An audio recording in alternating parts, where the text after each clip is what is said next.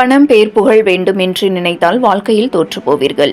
எளியவர்களுக்கு சேவை செய்ய வேண்டும் என்று நினையுங்கள், வாழ்வில் வெற்றி பெறுவீர்கள். சர்வதேச யோகா தினத்தில் கல்லூரி மாணவர்கள் முன்பு முன்னாள் தலைமை செயலர் இறையன்பு பேச்சு. செங்கல்பட்டு மாவட்டம் திருக்கழுக்குன்றம் அடுத்த நல்லூர் கிராமத்தில் தியான பூமி ஃபவுண்டேஷன், ஷீல்ட் இன்டர்நேஷனல் ஃபவுண்டேஷன் இணைந்து சர்வதேச யோகா தினம், மருத்துவ முகாம், வேலைவாய்ப்பு முகாம், பௌர்ணமி பூஜை என ஐம்பெரும் விழா தியான பூமி ஃபவுண்டேஷன் நிறுவனர் திருமூலர் சத்யா தலைமையில் நடைபெற்றது.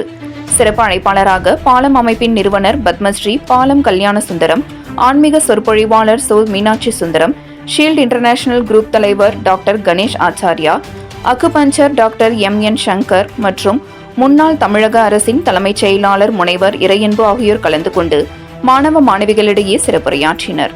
கல்லூரி மாணவ மாணவியர் முன் பேசிய முனைவர் இறையன்பு, அன்பேனும் பிடியில் அகப்படும் மலையே, அன்பேனும் பிடிக்கு அழகே என அன்பு ஒன்று போதும் இந்த உலகத்தில் அனைத்தையும் கரைத்துவிடும். இந்த உலகத்தில் எந்த சண்டையும் சச்சரவும் இல்லாமல், பிரிவு பேதம் இல்லாமல், வேறுபாடுகள் இல்லாமல் மனிதர்கள் அனைவரும் மகிழ்ச்சியாக வாழ வேண்டும் என்றால் அன்பு ஒன்றுதான் மூலப்பொருள்.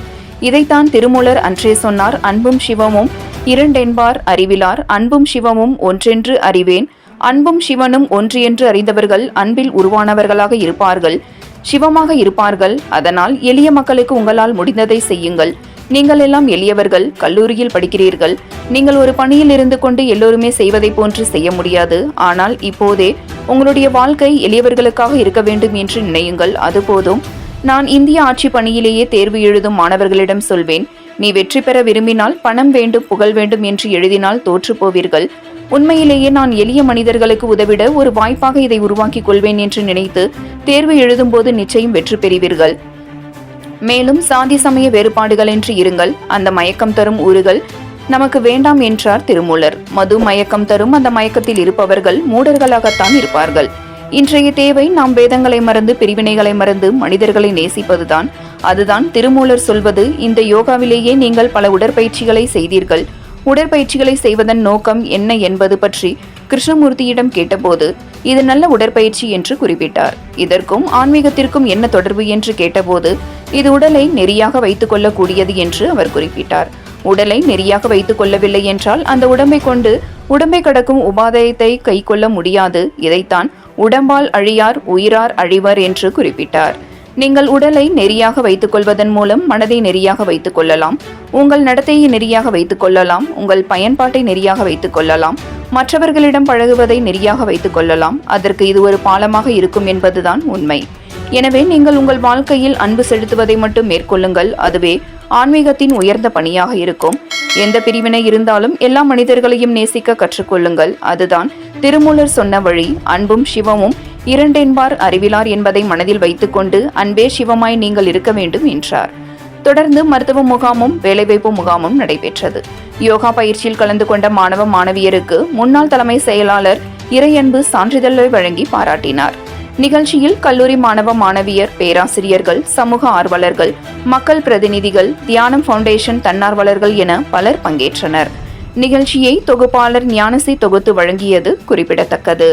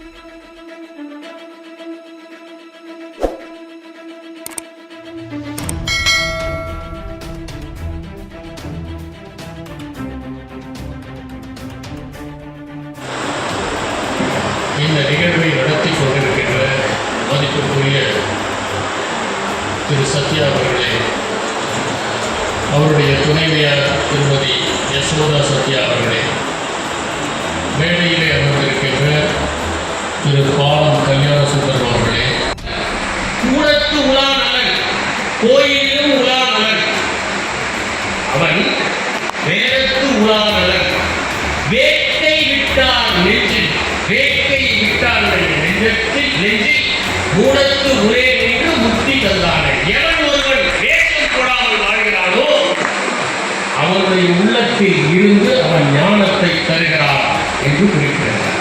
அந்த முக்கிய அடைவதற்கு நீங்கள் எல்லாம் என்ன செய்ய வேண்டும்? மிக எளிதாக வள்ளலார் குறிப்பிட்டார். அன்பெரும் பிடியில் அகப்படும் மலையே, அன்பெரும் குடிக்கும் அரசே என்று குறிப்பிடுகிறார். அன்பு ஒன்று போதும். இந்த உலகத்தில் அனைவரையுமே தரைத்து விடுகிற ஒன்றார்கள். இந்த உலகத்தில் எந்த சண்டையும் சச்சரவும் இல்லாமல், பிரிவும் வேதமும் இல்லாமல், வேறுபாடுகள் இல்லாமல் மனிதர்கள் அனைவரும் மகிழ்ச்சியாக வாழ வேண்டும் என்றால் அன்பு ஒன்றுதான். இதைத்தான் திருமூலர் அன்றே சொன்னார். அன்பும் சிவமும் இரண்டென்பார் அறிகிறார். அன்பும் சிவமும் ஒன்றென்று அறிகிறார். அன்பும் சிவமும் ஒன்று என்று அறிந்தவர்கள் அன்பின் உருவாக அமர்ந்திருப்பார்கள், சிவமாக ஆகியிருப்பார்கள் என்று அதை நீங்கள் எளிய மக்களுக்கு உங்களால் முடிந்து உதவி செய்யுங்கள். நீங்கள் எல்லாம் எளியவர்கள், கல்லூரியிலே படிக்கிறீர்கள். நீங்கள் ஒரு பணியிலே இருந்து கொண்டு எல்லோருக்கும் செய்வதைப் போல செய்ய முடியாது. ஆனால் இப்போதே உங்கள் வாழ்க்கை எளியவர்களுக்காக இருக்க வேண்டும் என்ற நிலையை அதுபோல் நான் இந்திய ஆட்சி படித்தே எழுத வருகிற மாணவர்கள் சொல்லுவேன், நீங்கள் வெற்றி பெற விரும்பினால் பணம் வேண்டும், புகழ் வேண்டும் என்பதற்காக எழுதினால் தோற்று போனீர்கள். உண்மையிலேயே நான் எளிய மனிதர்களுக்கு உதவுவதற்கு ஒரு வாய்ப்பாக பயன்படுத்திக் கொள்வேன் என்ற எண்ணங்கள் அது நிறைவேறி விரும்புகிறார். அதனால் நீங்கள் நடமாடும் கோயில் நம்பவர்க்கு ஒன்று ஈவதை உங்கள் வாழ்க்கையில் லட்சியமாக இறைவனுக்கு எது முக்கியம், எந்த மொழி முக்கியம் என்கிற சச்சரவே தேவையில்லை என்று திருமூலர் சொல்கிறார். எந்த மொழியிலே பேசினால் இறைவன் புரிந்து கொள்வார் என்கிறது அந்த சட்டை தேவையில்லை என்பதால் அவர் சொல்லுகிறார். கற்றதும் வேண்டாம், கருத்தறிந்து ஆடினார். சத்தமும் வேண்டாம், சமாதியை கூறினார். சுத்தமும் வேண்டாம், துடுக்கற்று நிற்கிறார். சித்தமும் வேண்டாம், செயலற்று இருக்கிறேன் என்று குறித்தார். வள்ளலார் சொன்னார், இந்த சாதி மத சண்டைகள் இவற்றால் நாம் நம்முடைய நேரத்தை இழந்து விடுகிறோம் என்று குறிப்பிட்டார். சாதியிலே, மதங்களிலே, சமய நெறிகளிலே, சாத்திர சந்ததியிலே, கோத்திர சண்டையிலே, ஆதியிலே அபிமான தலைகின்ற உலகில் அலைந்து அலைந்து நீர் வீணே அழிதல் அழகலமே என்று குறிப்பிட்டார். இதற்காக அடித்துக் கொண்டு உங்கள் வாழ்க்கையை வீணாக்கிக் கொள்ளப் போகிறீர்களா? திருமூலர் அன்றே சொன்னார். அவர் சொன்னார், சமய மண்ணும் சமயமல சமயமல மண்ணும் மூடல், மயக்கும் மது உண்ணும் மாமூடர் பேரார் என்று சொன்னார். மயக்க சமய மலம் உண்ணும் மூடார், மயக்கும் மது உண்ணும் மாமூடர் பேரார் என்று குறிப்பிடுகிறார். அதனுடைய பொருள் என்னவென்றால் அதுவும் ஒரு மது மயக்கம் தான். அந்த மயக்கத்திலே இருக்கிறவர்கள் மூடர்களாகத்தான் இருப்பார்கள். இன்றைய தேவை நாம் வேதங்களை வளர்ந்து, பிரிவினைகளை வளர்ந்து, மனிதர்களை நேசிப்பதுதான். அதுதான் திருமூலர் சொல்றார். இந்த யோகாவிலே இன்று நீங்கள் பல உடற்பயிற்சிகளை செய்வீர்கள். இந்த உடற்பயிற்சிகளை செய்வதனுடைய நோக்கம் என்ன என்பதை பற்றி ஜே கிருஷ்ணமூர்த்தி அவரிடம் கேட்டபோது இது ஒரு நல்ல உடற்பயிற்சி என்று குறிப்பிட்டார்.